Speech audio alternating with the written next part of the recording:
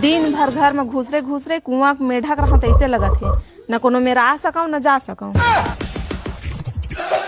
और अभी तो रुको, शादी होए भर में एक बार घुमा के नहीं लगे मोर पति मोला। आज तो बोल के रही हूँ।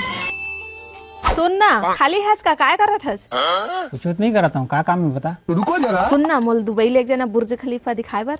अभी बता दे मैं। तो पता है दुबई जाए में कतका पैसा लगते? और अभी तो रुको, हाँ मोर में बहुत पैसा है, पैसा की चिंता मत कर। कतका पैसा है बता तो। हाँ, मोर पापा है दे हवा 100 रुपया, मोर अम्मा 50 रुपया दे है, मोर भाई है 10 रुपया दे है, मोर मौसी 30 रुपया दे है।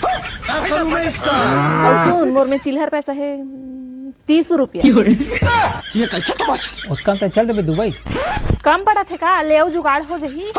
चल ठीक है, अब कहाँ जाबे दुबई? ये बड़ी अच्छी बात ट्रैक्टर में चल देबो। ट्रैक्टर में कौन जाही पगली? हिला डाला ना। तो ऑटो में चल देबो। महंगा भैया वो तुम ऑटो में देखे दुबई जा। अरे तो बस में चल देबो।